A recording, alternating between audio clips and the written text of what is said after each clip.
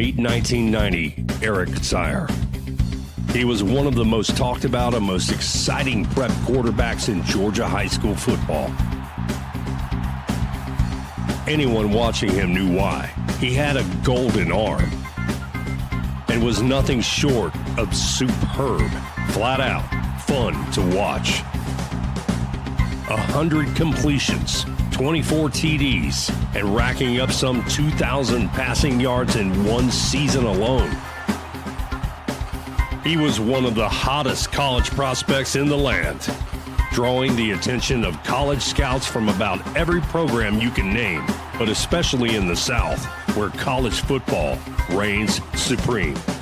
But he also maintained an incredible 3.7 GPA and breezed right through his SAT and showed himself to be the complete, well-rounded package of which any D1 program's dreams are made of. And Eric joins us today for the Georgia Tech preview, Thanksgiving week on OFFSiDES.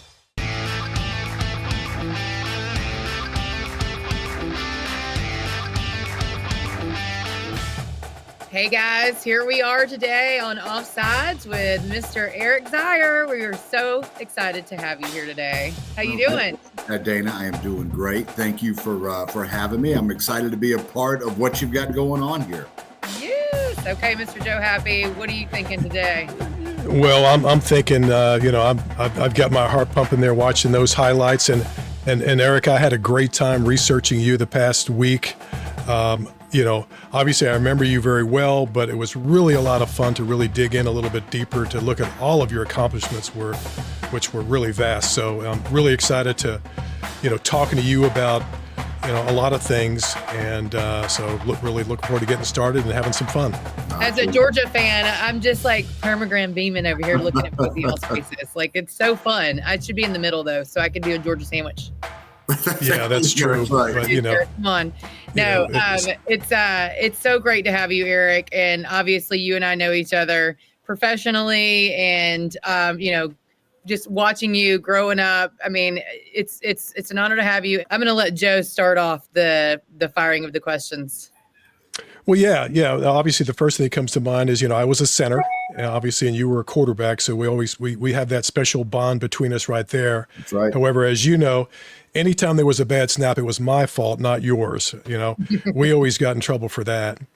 Well, just a quick story on that. So I was actually with the Cleveland Browns. And I don't know if anybody remembers the name Steve Everett, but Steve played at Michigan, was a great pro for a long time. Bill Belichick was our coach. Vinny Testaverde was the starting quarterback I was backing up at the time. Well, we had a number of fumbled snaps throughout practice one day, and we ended up on Belichick's order. We had to stay after practice for about an hour and a half just taking snaps. So it was not that we were blaming each other. Of course, the quarterbacks were blaming Steve and our other center that we had at the time, and they were yelling right back at us, and it created a lot of animosity on the team. So I completely agree with you. Bad snaps, they tend to be the center's fault, never the quarterback's fault, but we both get punished when it doesn't go well. Yes, some memories right there. Speaking of memories, what we want to do with you is before we get into the current Dawgs, go back in time and talk about you and learn about you more. And so let's go back to the beginning. Where did you come from? So I grew up as an Army brat. So I moved 13 times before I got out of high school. When I was in 8th grade, I found out then that my dad was getting transferred over to Germany, which was a little unsettling at the time, but made the trek overseas and ended up those 2 years that I spent in Germany were they just some of the most wonderful memories that I could ever have. It was a very close-knit community there. A number of us still keep in touch. It is a unique experience. Now you go over there, you live on base. We actually lived off base, but there's about 13 Army or Air Force bases over in Europe. So from a football standpoint, we would go play each other. But what you really remember are just all the experiences of living in a different country with a bunch of people that are in the exact same position, and it creates bonds and relationships that have lasted lifetimes. I bet. How was the level of coaching and the level of football, the level of competition? Yeah, I get asked that all the time, and even when I was going over, you wouldn't think that it would be very good. It is, but it was quite the contrary to that. Off of the team that I was on, we had a number. I think we had 23 or 26 kids on the team. We had a number that played college football. We had two guys on that team, myself included, and one other. His name is Ron George, that ended up playing in the NFL. So we were. The level of coaching was great. You'd have volunteer coaches that would come in. As a matter of fact, one of the coaches on our team played in the NFL for the Minnesota Vikings and then went into the Army after that. It was a tremendous experience. The level of football was exceptionally high. We had a really good football team. We won the European Championship, which is the equivalent of a state championship here, probably more like a region championship just because of the number of teams that we had, but high level of football. I'm curious, at what point did either your dad or your coaches or you realize that, hey, I'm pretty good at this. I can play at the next level? Yeah, I don't know if you ever really know until you get there.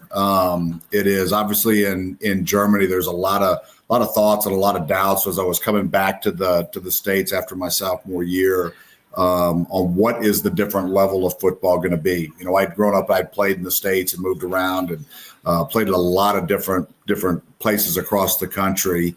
What I knew was that I loved the game of football. I loved competing. I loved the team aspect of the game and the strategy around the game.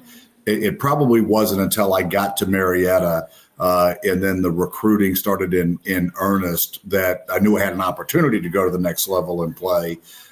Before knowing I could play, it wasn't until I was on campus at Georgia and actually out and having the ability to make some plays. It was actually, a couple of passes that I threw that I just really got comfortable and said, okay, if I can go make those passes, I can probably play. So it's an ongoing journey that you never feel like you're where you need to be. Seems like you could have taken an easier route as far as picking a high school. I mean, Marietta, quite a storied program.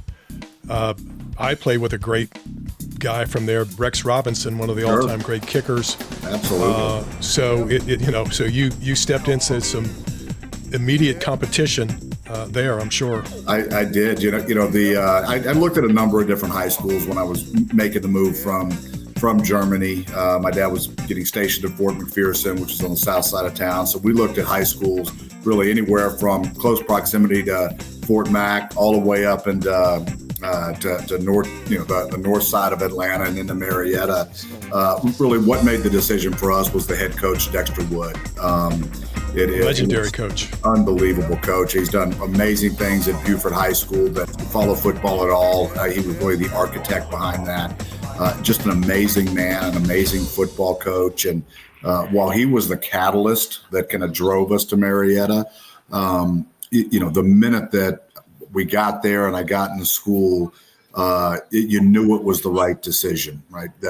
Again, you talk about friendships from Heidelberg and being in school in Europe, those friendships that I have even to this day with individuals that I either played ball with or just went to school with, even though I was there for a short time. It was just an unbelievable experience. And, I don't live far from where I spent my last 2 years of high school. My parents still live in Marietta. So I get a chance to be there quite a bit and see so many old friends in so many different forums now that it's really just been a blessing.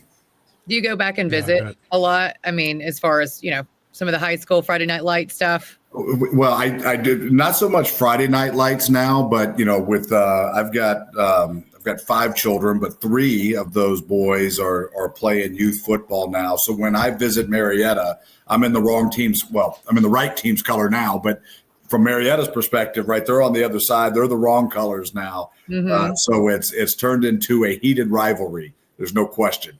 Yeah.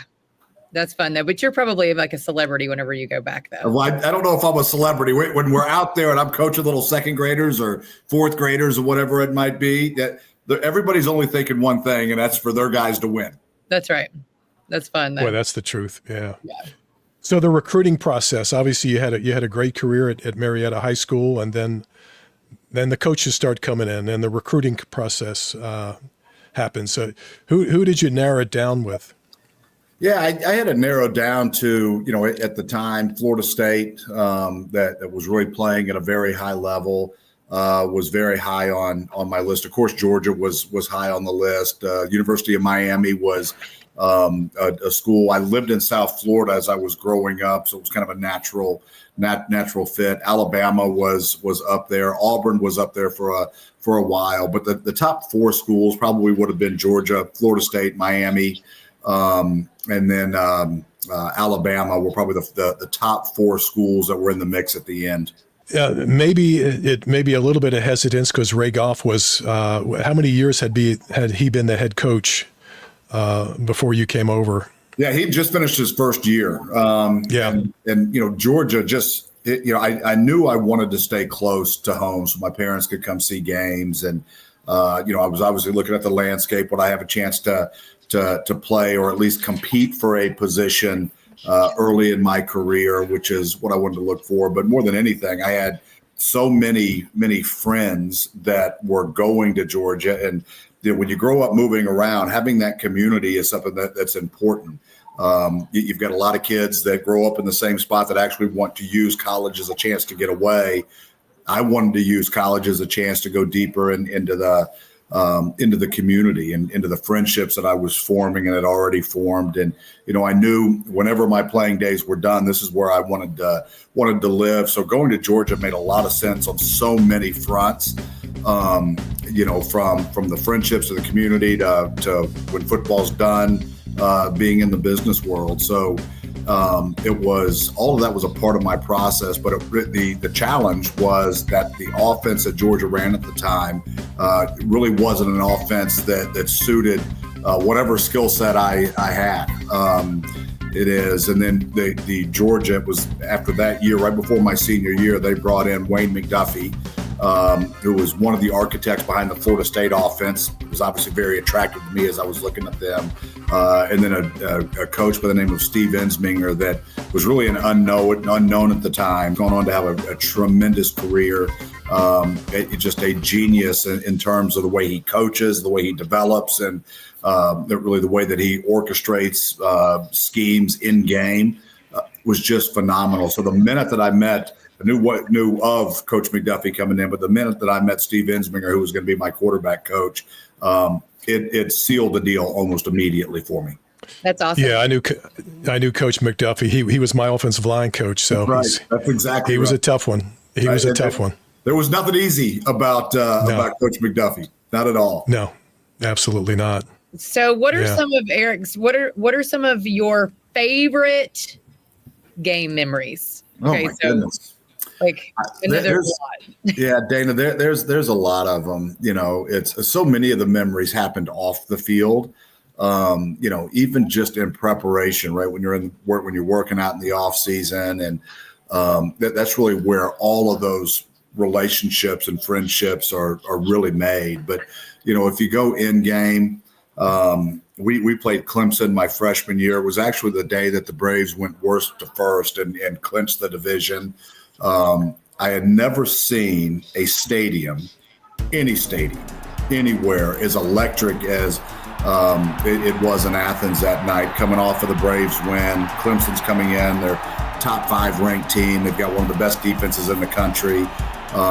It is, and we go in and we upset Clemson that night. I didn't start the game, but I came in somewhere in the second quarter or first quarter and ended up playing, and ultimately we won the football game. So that's one that stands out.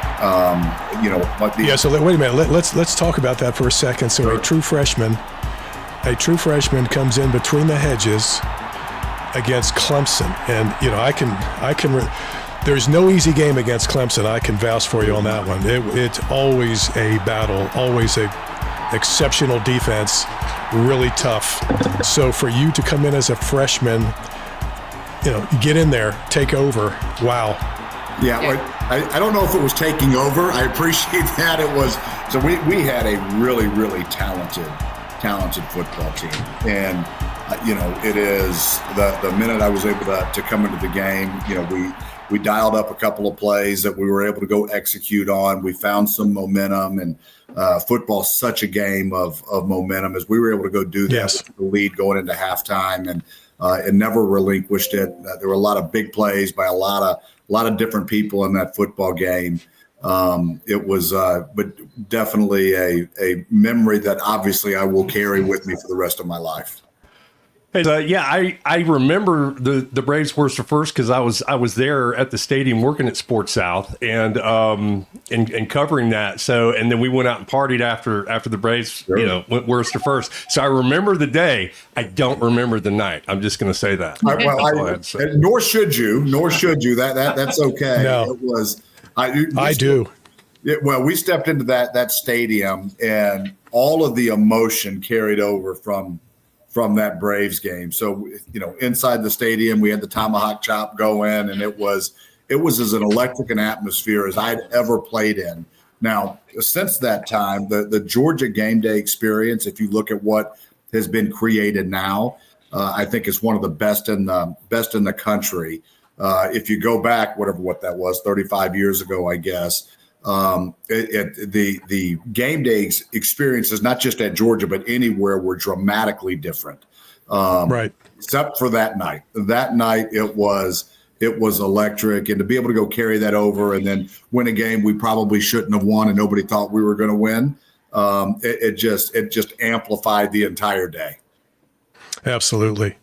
And yeah, when I played, we didn't have lights. We never played night games. That happened after I was gone. So it really does add to the game day experience. It really does. It was, I think they put lights in just slightly before my time. The game has completely changed since when we played, but it was a special night. So you were McWhorter Hall, right? The entire time. They got rid of it probably because of my senior class. Probably why they got rid of it. They'll laugh. Yes. Yeah, we've talked about McWhorter Hall in the past, and we talked about what I talked about was the challenges that coaches have now in trying to have that unity and so forth. Where it was so much easier for Coach Dooley because we all had to live in McWhorter, and we had to learn how to get along and communicate, and it's a whole different world now. But yeah, great memories at McWhorter. Oh, it really is. Yeah, but you're right. I mean, you talk about that you bond as a team off the field just as much as you ever will on the field. As a matter of fact, it's off the field and off-season workout programs. But when you're forced all to live in the same dorm and you're eating every meal together, and you're going to go out and have dinner, you're going to go out. You're together all of the time. It really creates the family that it's hard to do in today's world where you're not living in one spot together. Who are your roommates? So Will Muschamp was my roommate all 4 years of college.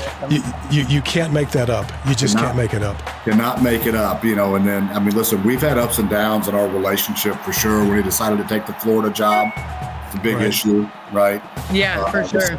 I don't know if he's ever going to be forgiven for that. Now, he did make up for it some when he came back to Georgia, and he's a huge reason that we've got a couple of national championships. But it took a while. There was some time. It was just a bad breakup, is what it was. Yeah. My roommate was a guy named Jim Blakewood. I played center. He was left guard from Benedictine High School in Savannah. Absolutely. Which is quite a program. But we talk every week. Oh, I love it. So just a lot of great memories in McWhorter. Yeah, there's no question. I've got there are so many different stories that you can tell just through McWhorter, but McWhorter was always at the heart of it all because that's where we were.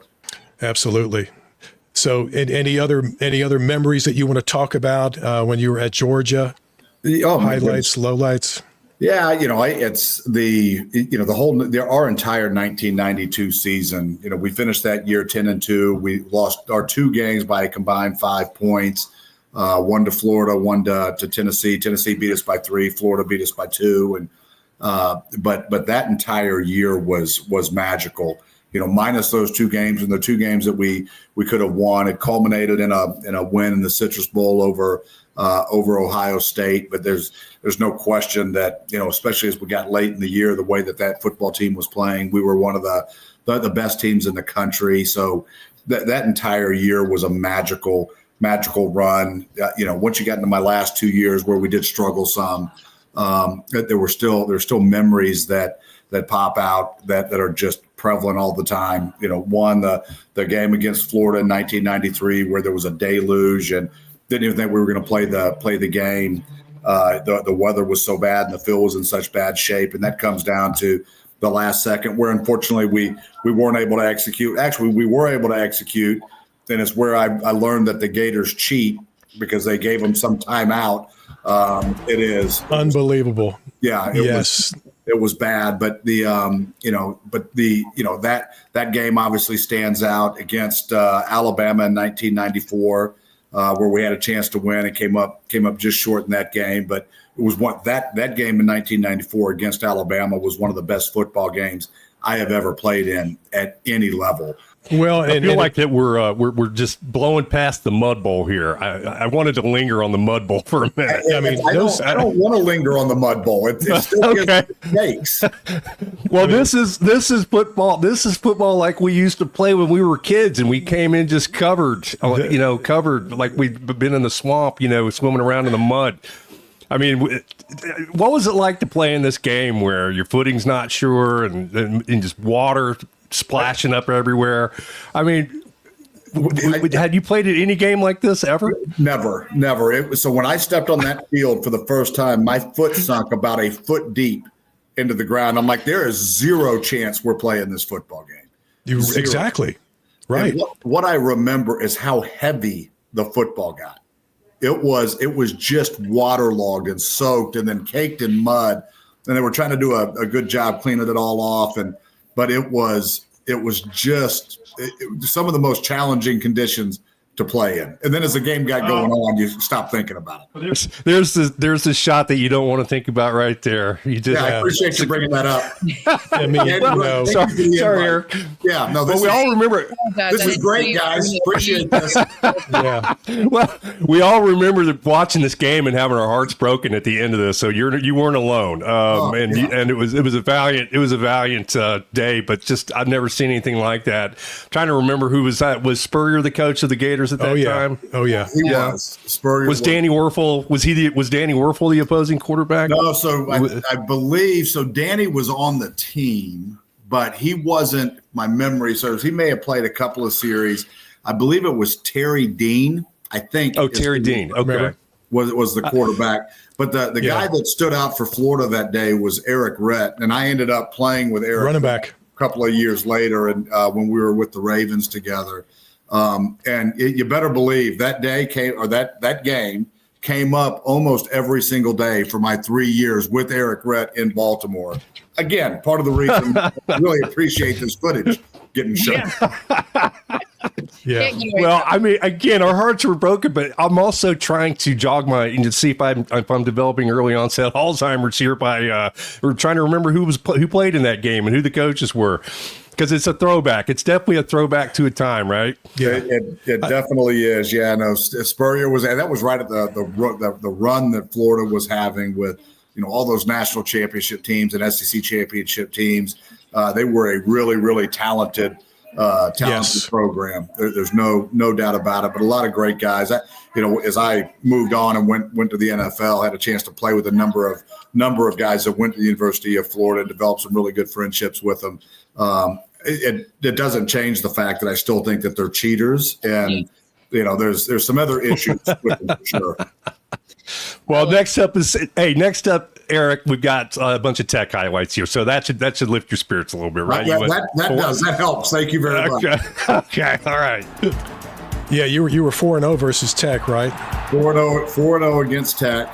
Yes. A lot of great games. I think the clip that you're showing right now is. It was a pretty big fight after the game. I think that may have been the game, or this might be the Yes.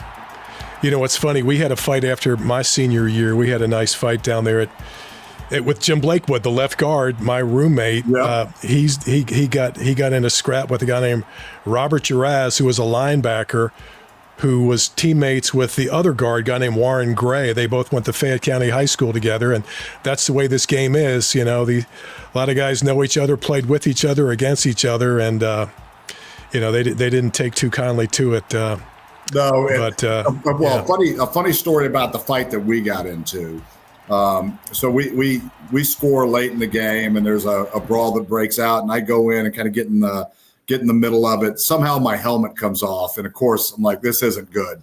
And then I get wrapped up by one of the strongest human beings that I've ever felt in my life. Don't know who it is to this day.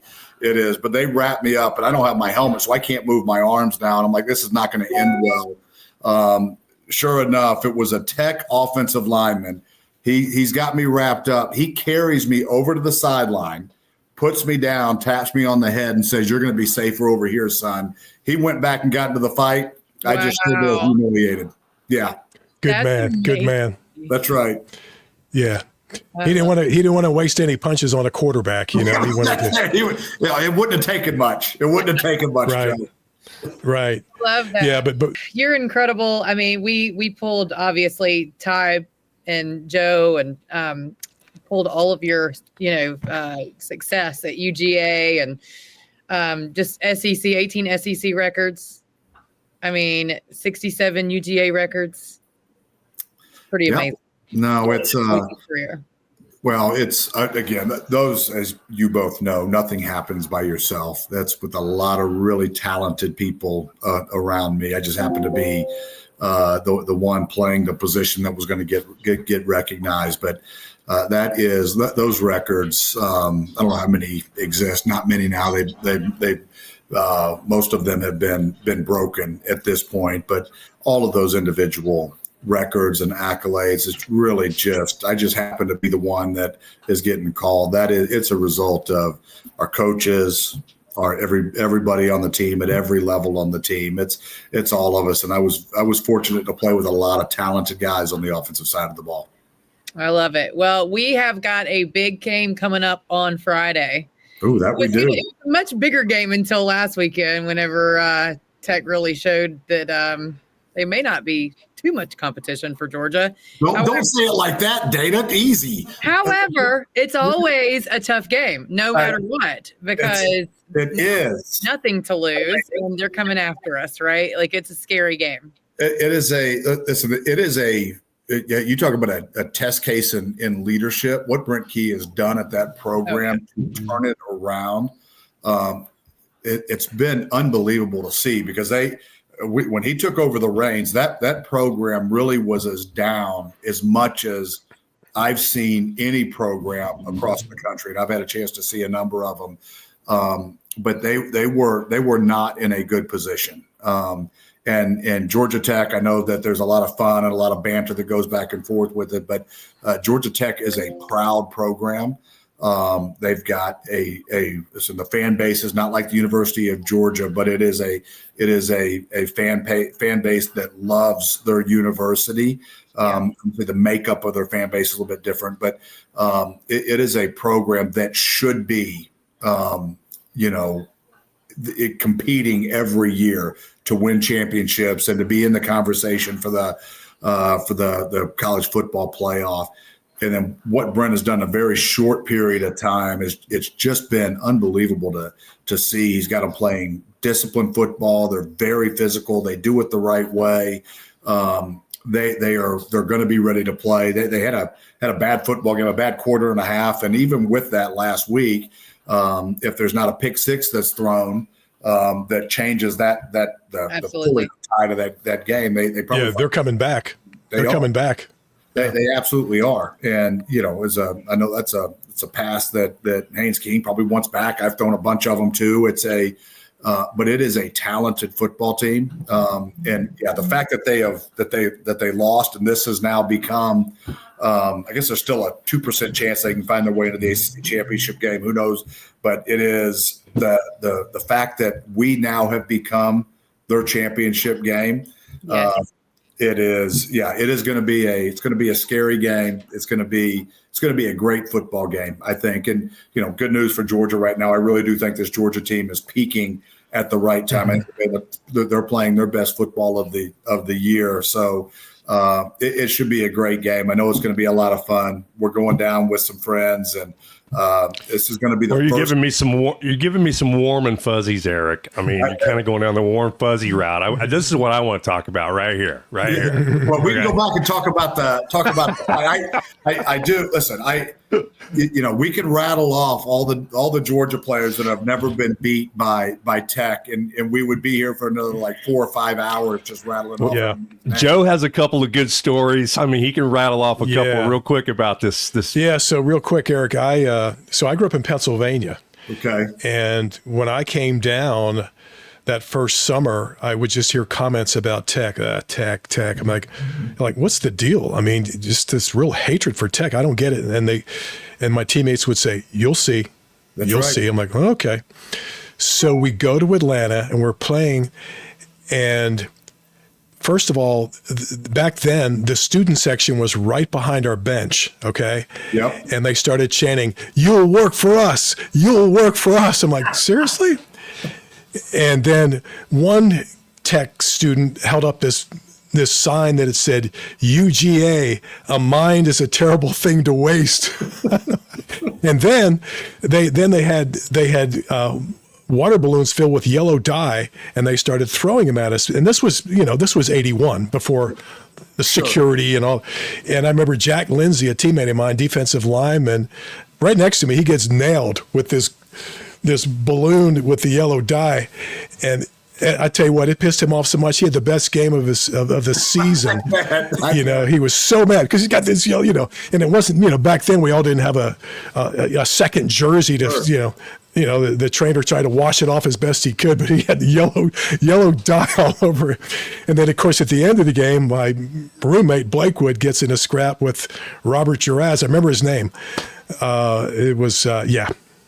Yeah, well, what makes it so bad now, fortunately, Joe, for us on the good side of this rivalry, we don't have to experience it much anymore, which is losing to them. But yes, when you do lose to them, and it's all year long. And because, the Tech faithful, my brother-in-law went to Tech, and so he's a wonderful husband. He is tremendous to myself. They've created a phenomenal family, but you lose to them when you've got to hear them chirp all year long because they chirp. It's not like Georgia fans. We're so accustomed to winning. We don't have to talk about it anymore. Yeah. The right side, all they do is chirp. They chirp. Yes, they do. They do. Yes. But they, like you said, Eric, it's been impressive to watch them come back from kind of the ashes, right? It really has. It's been fun. I mean, even, as big a Georgia fans as we all are, we still have been impressed with their season this year. So, and like you said, it's not over yet because we're the target now. We are the target. We just get one thing to talk about, to chirp about for the next year. Yeah. It's going to be hopefully for them. That's exactly right. That's exactly right. Yeah, I know you saw this last year, Eric. After that 8 overtime win, Kirby and Brent embracing at midfield was such a genuine moment where obviously they're just fighting like crazy to win, and it's over. And it was just such a great battle. You can't help but, really appreciate that moment. And you could just see the respect that they had for each other, So it wasn't like this old piece of artwork that I found? No. At all? That's just the fan basis. That's just you bring up a good point. When you're the one out there competing, you do develop such a mutual respect that for one another that it changes the dynamic of every rivalry, because you do have respect for the man that you're competing against on the other side of the line of scrimmage, and same thing with coaches for sure. Now you step out of that where you're a combatant in the ring and you become a fan, and then there's that respect tends to wane a little bit, and you become a true fan. But when you're the one out there on the field, and you're competing, there's no question that you want to go win for so many reasons. The fact that it's a rivalry game, that takes a little bit of a backseat because you've got so much respect for those people that you're playing against. I have appreciated you being with us today, Eric. I look forward to every time we get together to chat, even whether it's, Homeowners Financial, where I get to work with you with Keller Williams, or, talking football, or, just talking life and purpose. So I really appreciate you taking your time to be with us today and share your thoughts and your history and all of it. So awesome. Well, absolutely, man. Dayna, Joe, thank you for having me on. And Dayna, I echo all of your sentiments as well. It was a lot of fun to be on. It was a privilege. Yes. So thank you for having me. Well, hopefully we appreciate can back and we'll talk about the playoffs. Done. You just let me know when. Okay.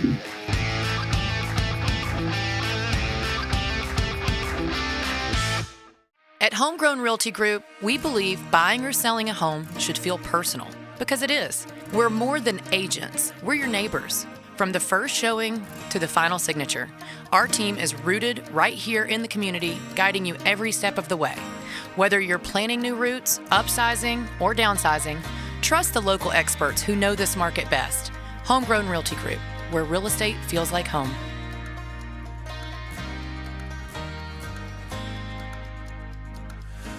Hey, all you Southern sports freaks. I want to take a brief moment to remind everyone that OFFSiDES is a new sports talk podcast with a flair and flavor for the Southeast. But no, this is not another Chalk Talk show about X's and O's. This one's all about the Jim and the Joe. It's the Happy Bros, both former college players who go nose to nose on this show. Brother Jim played defense and Brother Joe played offense. And Joe was the starting center for the 1980 national champion Georgia Bulldogs. Those two guys, along with our parlay pal Tyler Mega Sportsbook Megna, is a team that brings fresh sports talk game to the huddle, where we chew sports chops down to the lick and bone, baby. Join us every week for a new podcast. We're at OFFSiDES ATL, and we're streaming on YouTube, X, Facebook, Rumble, now Roku too. And keep a lookout for our snappy shorts and reels on Instagram and TikTok as well. Hey, we're looking to jump offsides with you.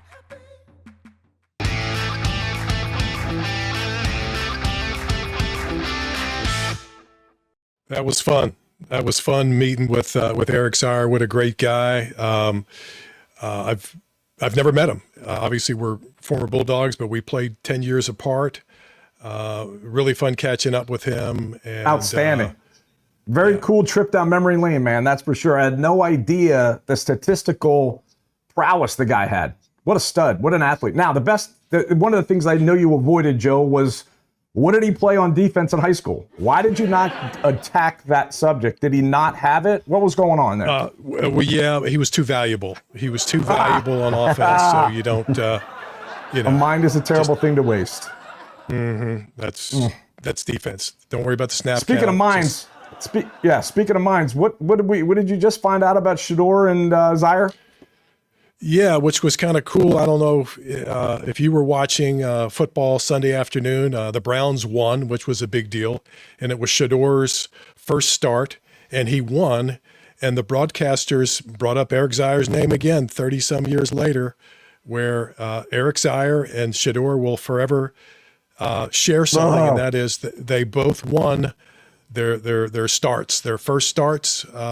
They won the game. Only time will tell if that's a good thing. Only time will tell if Eric and Shedeur are synergized together in a positive way. Time will tell. Right now, I'd say it's a crapshoot, but TBD. I don't know if Eric Zeier was walking around flashing his watch every time he scored a touchdown. I don't think so. He was. I think he was busy running down the field and congratulating his receiver that scored. And his O-line. Yeah, and his O-line for sure. And probably, celebrating his 10-year-old F-150. Who knows? Yeah. Anyway, hey, great segue from yesterday's talent into what is going on with the CFP, man. What an unbelievable, another crazy night. where it could have been, in my opinion, should have been crazier as far as the CFP is concerned. What about you? I've got a couple beefs with it, but for the most part, I really can't be that critical. For the most part, it makes sense. I mean, there's a couple that are controversial. Obviously, Miami's always controversial, and here's another example of that. BYU not being in there as well. But all in all, it looks pretty good, I think. Who gets bumped? Right? Obviously a loser we're going to talk about rivalries in a bit, but somebody's going to get displaced here. I hope it's not Notre Dame. I don't think it will be Notre Dame. It's all going to come. I personally, as we've been saying, I think that JMU deserved a seat at this table. Tulane also was playing well, but it's tough. It's a tough one.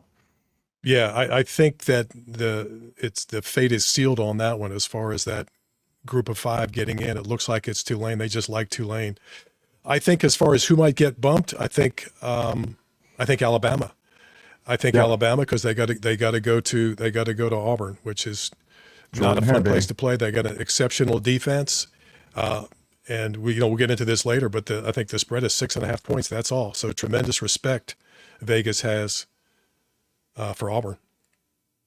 But so who else do you see in there that's not in the playoffs that could trickle back on in? Well, you got to look at the ACC champion, right? And Miami's not exactly in the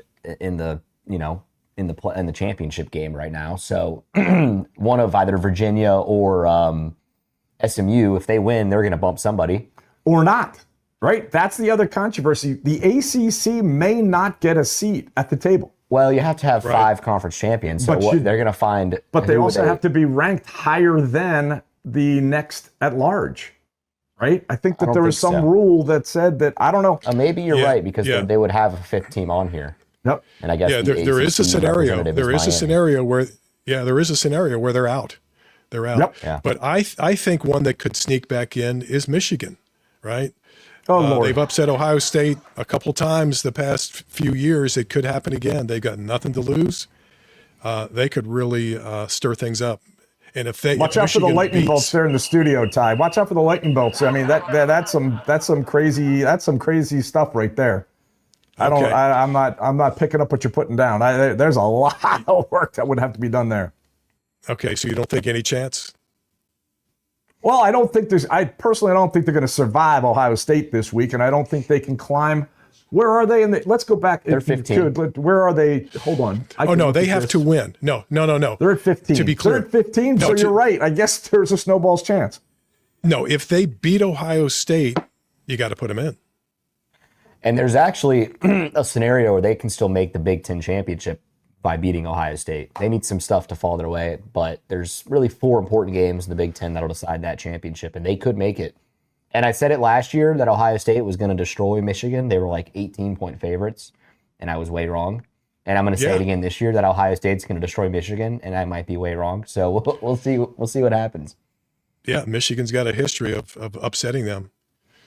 There we go. There it is, right there. Let's look at what's important here. Obviously, the Egg Bowl upper right is important, but I don't think Ole Miss bats an eye this year. I don't think they're going to allow all the distractions that are going on down there to affect the success that they're going to have on the field. I just think these guys they're wired to go. I hope not. Now, Clemson, South Carolina, that's going to be a great game as well. That's a great rivalry. And it's a pillow fight, though. Yeah, the battle of mid. They're going to be going at it. They're going to be, Clemson needs to win. Clemson needs to win in order to be bowl eligible. The Gamecocks need to win in order to keep their coach, in my opinion. All right, so here's one, right? So out of what you see in this graphic, where's the fool's gold? Oh, you're scratching your head. What is he talking about, fool's gold? Who is stupid enough? Who is stupid enough to take $10 million and move the home game away from their own stadium? Georgia Tech. I mean, come on. They fell on the sword last week. They looked terrible.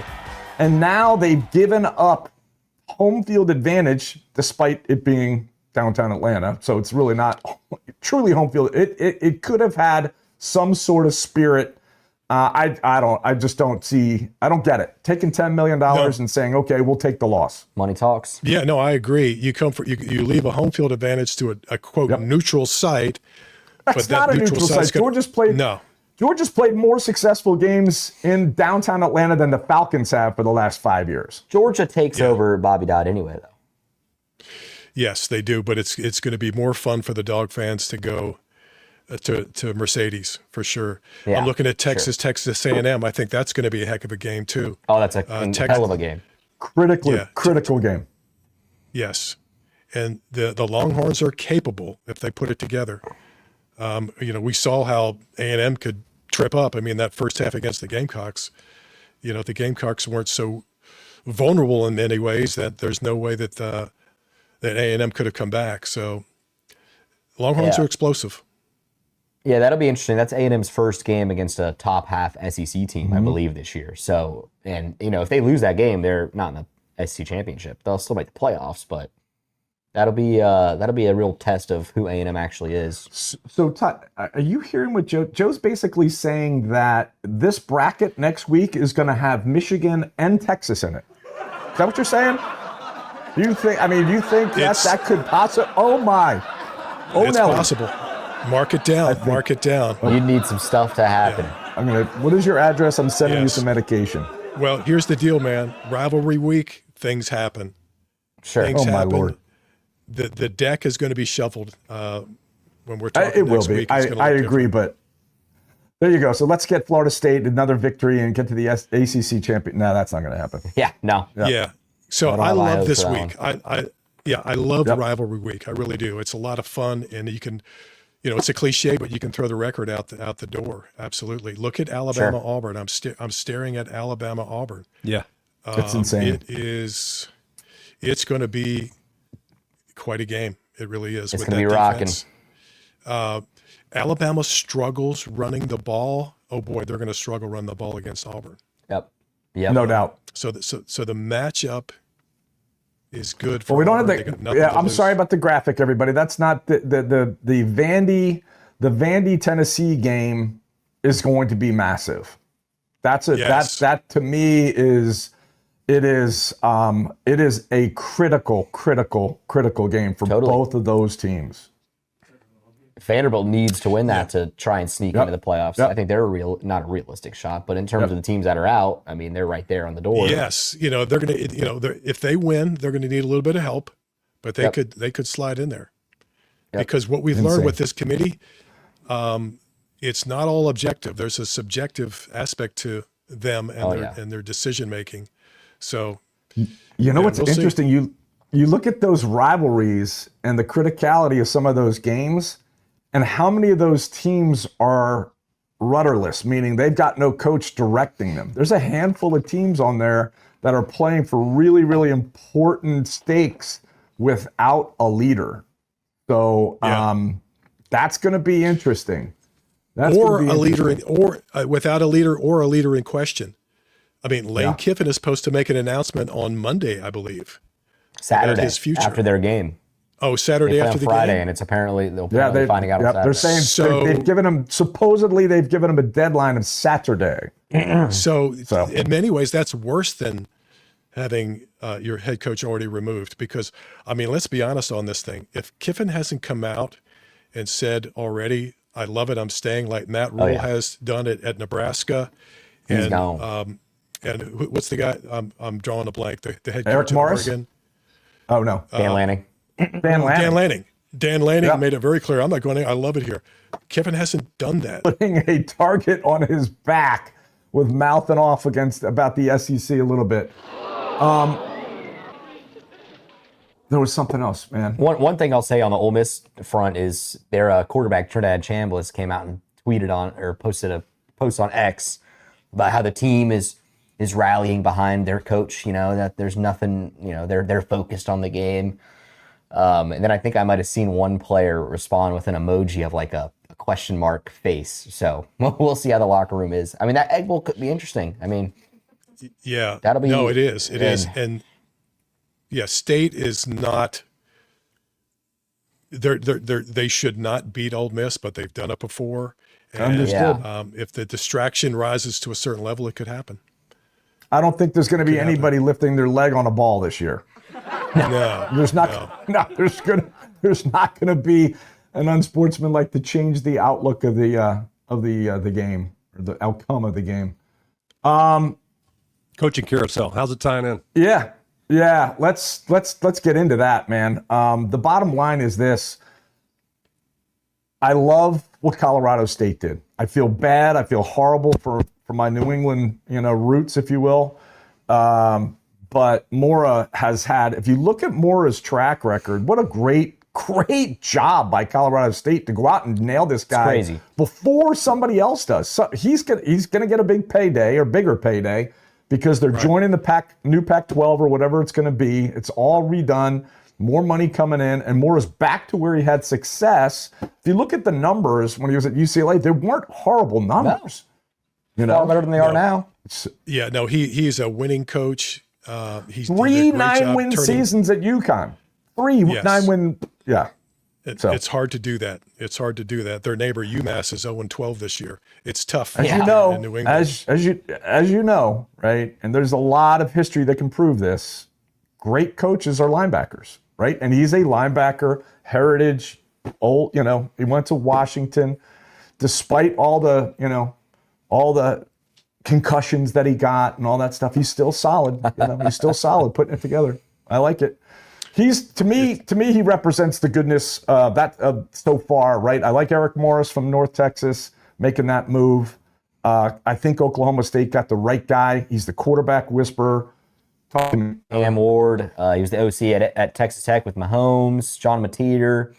Yeah, I mean, look at their offense this year. They lead an offense everywhere he goes. So that's a fantastic hire. This guy Mestemeyer, he found, you're at North Texas, you got to be creative. So he found this kid Mestemeyer, who was third string quarterback at his high school. Invited him to a camp, and he was so impressed with his arm that they convinced him to walk on, and then he got a scholarship, and now he's just lighting it up. So it's interesting though. It's interesting though, man. You got he's taking over from a former quarterback and quarterback whisperer who just couldn't work the portal, couldn't work, and which is crazy that he couldn't work the NIL thing, and because so much money out there at Oklahoma State, but. I think they got the right guy. I think they're in the right move. I think we talked about it briefly. I think last week, I think Franklin's the right choice for Vodtech. He's already proven that, already putting his face in the place, unlike a lot of other coaches. It's crazy. Now, the flip side of the coaching carousel for me that I've been reading this week is you literally have, you've got Kelly trying to, supposedly trying to find a place to, coach again, but he's getting blocked by LSU not formally firing him, according to his attorneys. Wouldn't that concern you if you were considering being the head coach at LSU? Oh my God, 100%. About the way that they're dealing with one of your peers. I mean, disrespect. Not good. But at all. To go back to Franklin for just a second, what impressed me was I just saw where he flipped the number one prospect out of Pennsylvania, running back from Harrisburg, to Virginia Tech. Yes, and he's got others coming. So he is a dynamic guy, and it's all about recruiting. And to pull top prospects from Pennsylvania, from Penn State, and take them to Blacksburg is impressive. He's going to do He's going to do well. He's going to do well quickly. I think it's going to be the same conversation he's going to have when he's talking to players that he was recruiting to go to Penn State. He's got an easy conversation to have based upon, hey guys, look at what these guys did to me. Right? We went to the semifinals last year, had a couple of really rough outings, and boom, I'm gone. Come on. Right. This is interesting. I think they made the right choice. All the stuff we talked about, Cal jumping into the box right now with Ron Rivera running the show financially. You've got, was it Luck at Stanford? Luck's at Stanford. He's the GM. This is a whole new world, man. Yes, it's a whole new world. Who can adapt? Franklin can definitely adapt. And what we learned this year is that if you're the right coach to come in, even if it's your first year and you can bring in 30, 40 kids, I mean, you flip the roster and you have a winning team season one. Look at Kennesaw State. We hadn't talked about Kennesaw State. They're Division I now. It's their second year as D1, and they're 8-3 with a chance. They're a win away from the Conference USA championship. A win away from the championship. And so how did this happen? So they stole a guy from the Tennessee coaching tree. He was an assistant coach at Tennessee. And so obviously he, through working under Heupel, he understood the process, learned it well, went to Kennesaw, had some NIL money, and he brought in 25, 30 new guys, and they're winning immediately. So that it's the new environment. If you're good at it, you understand it, you can flip it real quick. Totally. Got it. All right. Let's look at what's going on. Rivalry week. What do we got, Ty? There we go. It's time. Let's rock and roll. Surely. Tyler, I love your AI layer. Yeah, man. I just can't get enough of this. I just cannot get enough of this. Look at this place. You need a couple more screens, brother. I agree. We got to take a minute to just suck this in and just take this in. And Tyler, one day you're going to have guns like that, right? I know. I was going to say, I had those biceps. Do you already? No. All right, cool. You guys were out on the town last night, right? You're out on the town. You guys are shrimp and grits. Struggling a little bit today. I'm ready. Today. Now. Here we go. Do you want me to? Okay. Yeah, you're up. Good to go? Yep. My first lock of the week is West Virginia plus 23.5. This line did move since last night when I looked at it. It was 24.5. And I really loved that number, but I don't mind it at this either. I think Texas Tech will win by, 17, maybe 18, 19, something around that number. So I'll take the points. West Virginia, they're 4-7. They kept a close game with Arizona State last week. They beat Colorado, and they beat Houston. So the last 3 games, they've looked halfway decent, and I think they're getting too many points here. Yeah, I agree. Texas Tech has been a dog. Yes. Yeah. Yes. They are trending. But Rodriguez. Rich Rod's got to buy in. Yep. Yeah. Too many points here for my liking. Next play here. This actually also moved from last night, but in my direction. North Texas minus 19.5. I like that up to 21, I would say.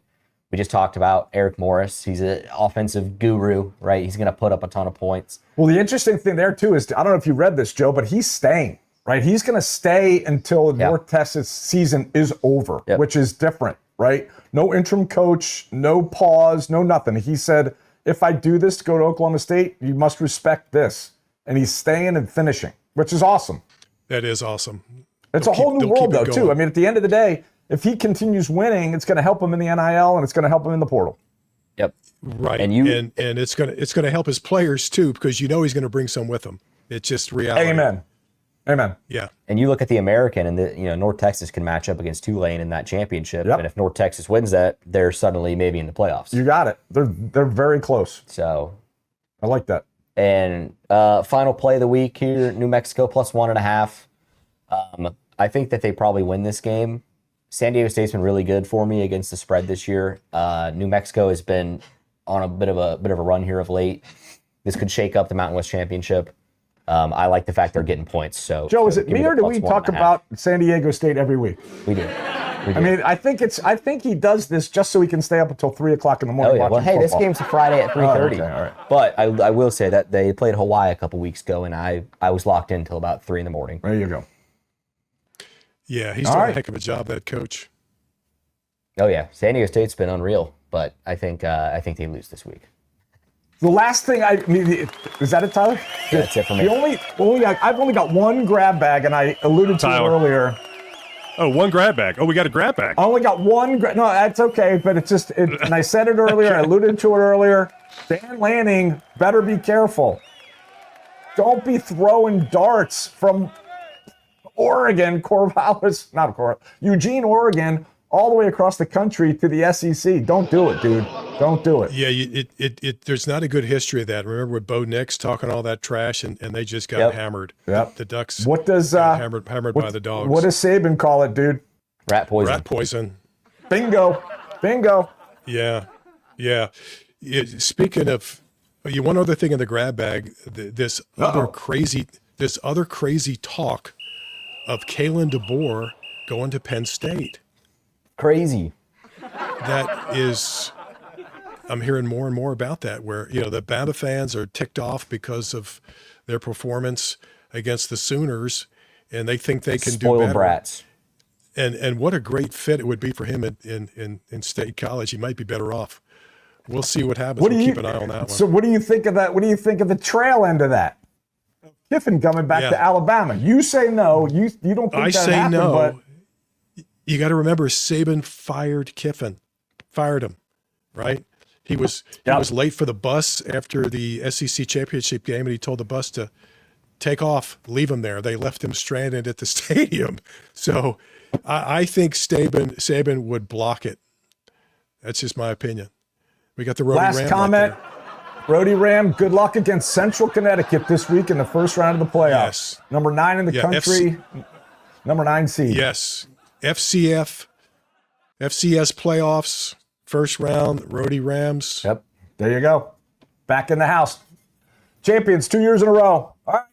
Joe, outstanding. Again, Eric Zeier, phenomenal. You can replace me with Eric Zeier. I won't be offended. Awesome. Well, have a great one. In the show, I wish everybody happy Thanksgiving now. Coming up. Good show, guys. We're out.